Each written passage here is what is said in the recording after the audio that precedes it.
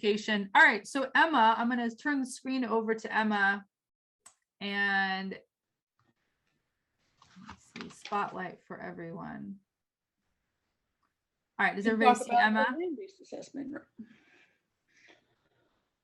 So the land-based assessment, for CSBOR, we do a phone call, we do an introductory session where they're not participating, they just can come down and see what's going on with our team. And then we do an introduction to the team during that time. And all throughout the phone call and the introductory session, I'm asking them questions to get a better feel of what their goals are, what they're excited about rowing, what their current concerns are about joining the sport, so that I can take all of those into account when I'm building out their practice plans for future sessions. Then during their first session, we do a land assessment. And to start, we introduce all of the equipment. And I like to bring out pretty much anything we have as an adaptive device to show them their options. That way, when we are on the erg, we're in the boat, they have some reference as to what we can provide, versus I've experienced that athletes don't always offer when they're struggling. So showing that like we have resources and we want to offer these helps them go, well, maybe we could try the active hands because I'm having trouble with my grip in my left hand. And then pretty quickly, we talk about moving either onto the erg. We will, I like to ask questions this whole time. So are you comfortable getting onto the erg? Do you want to try some weight movements as an assessment of what we can do and what we are comfortable doing? Most of the time they want to try out the erg, whether that's taking the monorail off and rowing from their chair, or us setting up the seating. I will introduce the classifications and tell them this is what we are looking for in terms of somewhere to start. So PR1, PR2, or PR3. And typically they will just say, I think I want to try this PR2. So then I'll set up the erg like I would for any athlete and help them find their positioning to be comfortable. Then during that time, I'm looking for cues as to whether or not we need to transition a little bit closer. If they start at PR2, do we want to move closer to PR3 or PR1? And some signs I look for, I really rely on the straps to tell me how comfortable they are in their seat. If the strap, if they're curving their back or throwing their head back to get more speed off the erg, I suggest let's see if we need a little bit more strap stability, and that could keep us a little bit more situated.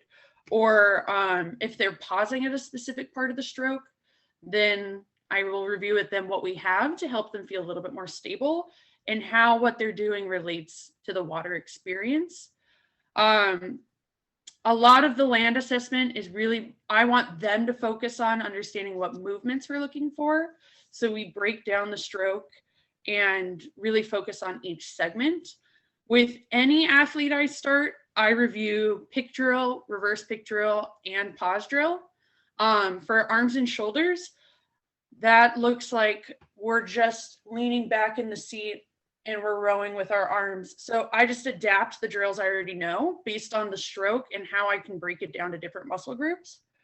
This is an area where having a PT with you or an expert is fantastic, because if you're noticing something that's different than what you know, you can ask them, does that look like it would be harmful, a harmful change, or a productive change for their stroke? And I've learned in the land-based assessment, I need to go in just as curious as the athlete. I need to unpack what I know about my stroke and what I know about strokes I've already seen and go in finding what's best for them. We've had athletes who can row LTA, but are much more comfortable rowing TA. And my personal position as a coach is we're going to row TA. And at some point we'll try LTA and see how you feel, but that is up to you. And I want to strengthen what you want to focus on. So we figure that out as we break down the stroke and see where there's confidence in their movement and where there's not. Tara mentioned we use the bell curve the curve function on the erg. And so I'll talk about what my stroke looks like. A lot of the time I'll hop on an erg next to them and describe my movement. And then I'll describe what I typically look for with athletes that have their similar stroke. After I've gotten a feel for what their stroke looks like, what adaptations they'll be comfortable with, then I start to ask questions around what are your goals for this season that we can work towards, and get an idea of how comfortable they feel about the water, just kind of playfully by talking about like, hey, now we're going to head on the water and how does that sound? And I read into what they are telling me with their body language and their tone. And one part that I think is really important during the land assessment is while you're watching, evaluating what partner you're going to pair them with. Because if they're really eager and want to race, pairing them with somebody who's an experienced rower who wants to race as well will help them with an early bond and can learn from another rower. But if they're feeling really not confident, I want to pair them with somebody who's going to be able to set the boat and coach them from inside the boat, because the launch to boat dynamic can be really difficult with all the different stimulus. Tara, am I missing anything? I think I talked about. I wanted you to talk about Jean Nibby.